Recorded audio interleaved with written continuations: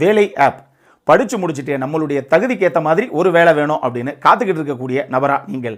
நம்மளுடைய கல்வி தகுதிக்கு ஏற்ற மாதிரியே நம்ம எதிர்பார்க்குற ஒரு வேலை, எதிர்பார்க்குற சம்பளத்தோட எதிர்பார்க்குற இடத்துல கிடைச்சது அப்படின்னா அதை விட வேற என்ன வேணும் நமக்கு? கூகுள் ப்ளே ஸ்டோர்லேயே அவைலபிளாக இருக்கக்கூடிய இந்த வேலை ஆப்பை டவுன்லோட் பண்ணி இன்ஸ்டால் பண்ணிக்கோங்க. அவங்க கேட்குற ஒரு சில பேசிக் டீட்டெயில்ஸை கொடுத்து நீங்கள் ஃப்ரீயாக ரிஜிஸ்டரும் பண்ணிக்கலாம். இதுக்கு எந்த ஒரு கூடுதல் கட்டணமே கிடையாது. அவங்களுடைய அந்த ஆப்புடைய லிங்கை கீழே நான் டிஸ்கிரிப்ஷனில் விடுறேன். நம்மளுடைய ஏரியாலேயே நம்மளுடைய தகுதிக்கு ஏற்ற மாதிரி நம்ம எதிர்பார்க்குற வேலைகள் நூற்றுக்கணக்காக அவைலபிளாக இருக்கும்போது இன்னும் எதுக்காக நம்ம வெயிட் பண்ணணும்? வேலை ஆப்பை டவுன்லோட் பண்ணுங்கள். உங்களுடைய லைஃப் ஸ்டைலை அடுத்த கட்டத்துக்கு எடுத்துகிட்டு போங்க. Hello பீபர்ஸ், welcome to filmi craft. நான் உங்கள் அருண். இந்த எபிசோடில் சீனு ராமசாமியுடைய இயக்கத்தில் ஒரு தமிழ் படமாக இன்றைக்கி தியேட்டர்ஸில் வெளியாகிருக்கிற கோழிப்பண்ணை செல்லதுரை படம் எப்படி இருக்குது அப்படின்னு தான் இங்கே நம்ம பார்க்க போகிறோம். முதல்ல இந்த படத்துடைய கதை என்ன அப்படிங்கிறத லைட்டாக இங்கே நம்ம பார்த்துடலாம். படத்தில் நம்ம கதாநாயகன் இருக்காரே, அவருக்கு ஒரே ஒரு தங்கச்சி. படத்துடைய ஆரம்பத்தில் இவங்க ரெண்டு பேரும் சின்ன பசங்களாக இருக்கிறாங்க. அப்போ இவங்க ரெண்டு பேர்த்தையும் விட்டுவிட்டு மனசுக்கு பிடிச்ச ஒருத்தனோட இவங்க அம்மா ஓடி போயிடுது. இதில் காண்டாகி போன இவருடைய அப்பா நேரம் இந்த ரெண்டு பிள்ளைகளையும் கூட்டு கொண்டு பாட்டி வீட்டில் விட்டுட்டு அவர் ஒரு பக்கம் ஓடி போயிடுறாப்புல. இப்போ இந்த ரெண்டு பிள்ளைகளுக்கும் பாட்டி மட்டும்தான் இருக்கிறாங்க பார்த்துக்கிறதுக்கு. நம்ம ஹீரோவுக்கு 11 வயசு இருக்கும்போதே கடைசியாக அந்த பாட்டியும் இறந்து போக, இதுக்கப்புறம் தங்கச்சியை நம்ம தான் எப்படியாவது கண்ணும் கருத்துமாக காப்பாற்றி வளர்த்து பெரிய புள்ளையாக ஆக்கணும் அப்படிங்கிற ஒரு இக்கட்டான சூழ்நிலை இவருக்கு இருக்கிற அந்த தருணத்தில் கோழி பண்ண வச்சிருக்கிற யோகி பாபு இவங்களுடைய வாழ்க்கைக்குள்ளே வர்றாப்புல. இதுக்கப்புறம் இந்த அண்ணன் தங்கையுடைய பாச பிணைப்பு தான் இந்த படத்துடைய மொத்த கதையை. இந்த படத்தை பொறுத்தளவுக்கு இது சீனு ராமசாமியுடைய ஒரு படம். அவருடைய படங்கள் அப்படின்னாலே அவருடைய எல்லா படங்களுமே உண்மைக்கு நெருக்கமான காட்சி பதிவுகளோட ஒரு டெட் ஸ்லோ ட்ராமாவாகத்தான் இருக்கும். இதை மைண்டில் வச்சுக்கிட்டு அந்த எக்ஸ்பெக்டேஷனோட மட்டும் இந்த படத்தை போய் பார்க்கணும் அப்படின்னா நீங்கள் பாருங்கள். இந்த படத்தை பார்க்கும்போது நம்ம ரஜினி சார் நடித்த முள்ளும் மலரும் படம் தான் இந்த படத்துடைய ஃபஸ்ட் ஹாஃபை தாண்டும் போதே எனக்கு ஞாபகம் வந்தது. இன்ஃபேக்ட் இந்த படத்துடைய செகண்ட் ஹாஃபில் உண்மையாக முள்ளும் மலரில் இருந்த ஒரு காட்சி அமைப்பு அப்படியே இதுலேயும் இருக்குது. பரவாயில்ல, கரெக்டாக தான் நம்ம யோசிச்சிருக்கோம் அப்படிங்கிற ஒரு ஃபீல் எனக்கு வந்தது. இந்த படத்துடைய ஃபஸ்ட் ஹாஃபோட கம்பேர் பண்ணும்போது எனக்கு செகண்ட் ஹாஃப் இன்னும் கொஞ்சம் எமோஷனலான ஒரு ஜெர்னியாக பட்டுச்சு. அதனால் எனக்கு செகண்ட் ஹாஃப் தான் பெட்டராக ஒர்க் அவுட் ஆச்சு. ஒரு வேளைக்கு உங்களுக்கும் இது தோணலாம், அதனால் நான் இங்கே தெளிவாக சொல்லிட்டேன். பெர்ஃபார்மன்ஸை பொறுத்தளவுக்கு ஏகன் ஆகட்டும், பிரிகிடா சாகாவாகட்டும், சத்யதேவி ஆகட்டும், நம்ம லியோ சிவகுமார் ஆகட்டும் அப்படின்னு சொல்லி எல்லாரும் அவங்கவுங்க எடுத்துக்கிட்ட கதாபாத்திரத்தை நீட்டாக ஸ்க்ரீனில் கொண்டு வந்திருக்காங்க.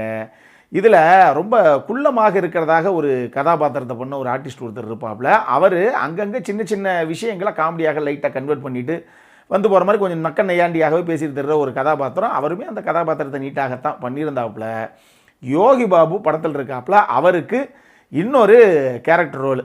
பொதுவாகவே ஒரு காமெடியனாக நம்ம பார்க்குறத விட யோகி பாபு நல்ல யதார்த்தமான உண்மைக்கு நெருக்கமான கதாபாத்திரங்களை ப்ளே பண்ணும்போது எனக்கு அவருடைய பெர்ஃபார்மன்ஸ் ரொம்ப பிடிக்கும். இந்த படத்துலையும் எங்கே மிகப்படுத்தாத, ரொம்ப நக்கல் நையாண்டித்தனம்லாம் பேசாத, ரொம்ப சட்டிலான ஒரு கதாபாத்திரம். அது யோகி பாபு ரொம்ப நல்லாவே பண்ணியிருந்தாப்புல இந்த படத்தில். என்ஆர் ரகுநந்தனுடைய மியூசிக்கு இந்த படத்திற்கு நிச்சயமாக ஒரு பலம். அதுலேயும் காத்திருந்தேன் உனக்குத்தான்னு சொல்லி ஒரு மெலடி நம்பர் 1, பொன்னான பொட்டப்புள்ள அப்படின்னு சொல்லி ஒரு சின்ன பெப்பி நம்பர் 1, இந்த ரெண்டு பாட்டும் கேட்குறதுக்கும் சரி பார்க்குறதுக்கும் சரி நல்லாவே இருந்தது.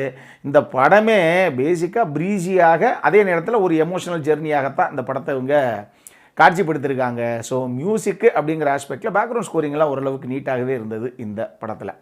சரி, இதெல்லாம் ஒரு பக்கம் இருக்கட்டும். இந்த படத்தில் என்ன சார் பிரச்சனை அப்படின்னு கேட்டிங்கன்னா, சார் படத்தில் இவர் தான் ஹீரோ, இதுதான் ஹீரோவுடைய தங்கச்சி, இது ஹீரோவை லவ் பண்ணுற பொண்ணு, இது ஹீரோவுக்கு பெரியப்பா அப்படின்னு சொல்லி முக்கியமாக படத்தில் ஒரு 5-6 கதாபாத்திரங்கள் தான். அந்த கதாபாத்திரங்கள் எல்லாத்தையும் கிளியராக முதல்ல இவங்க இன்ட்ரோ கொடுத்து எஸ்டாப்ளிஷ் பண்ணிட்டாங்க.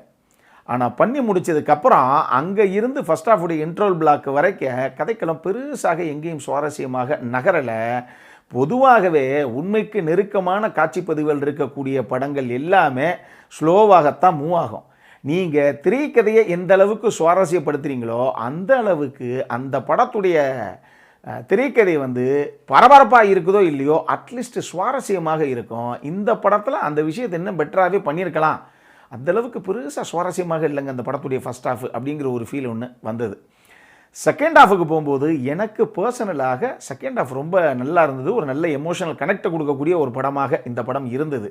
இருந்தும் படத்துடைய கிளைமேக்ஸை இன்னும் பெட்டராக எதையாவது பண்ணி கொஞ்சம் ஒர்க் அவுட் பண்ணியிருக்கலாமோ அப்படிங்கிற ஒரு ஃபீலும் எனக்கு வந்தது.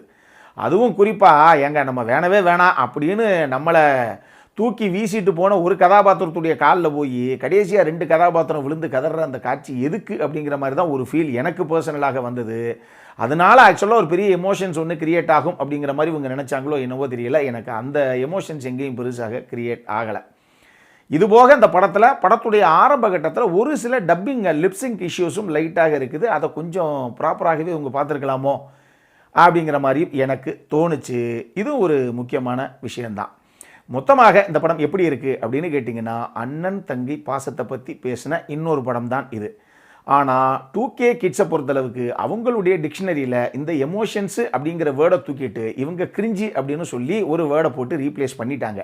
அதனால் அவங்களுக்கெல்லாம் இந்த படம் எந்த அளவுக்கு கனெக்டை கொடுக்கும், எந்த அளவுக்கு பிடிக்கும் அப்படிங்கிறது நமக்கு தெரியல. நீங்கள் 80s 90s கிட்ஸாக அதுலேயும் குறிப்பாக இல்லத்தரசிகளாக இருந்தீங்க அப்படின்னா உங்களை டார்கெட் பண்ணி எடுக்கப்பட்ட படமோ இது அப்படிங்கிற மாதிரி தான் எனக்கு படம் பார்க்கும்போதே தோணுச்சு. உங்களுக்கு ஒரு வேளை அந்த படம் இன்னும் பெட்டராகவே ஒர்க் அவுட் ஆகலாம். அடல்காரண்டை பொறுத்தளவுக்கு இந்த படத்தில் எதுவுமே கிடையாது. இது ஃபேமிலியோடு பார்க்கக்கூடிய ஒரு படம் தான். இந்த படம் இன்றைக்கி தியேட்டர்ஸில் வெளியாகிருக்கு. அப்புறம் என்ன, இதே மாதிரி இன்னொரு வீடியோவோட அடுத்த முறை உங்களை சந்திக்கிற வரைக்கும் இட்ஸ் அருண் சைனிங் ஆஃப்.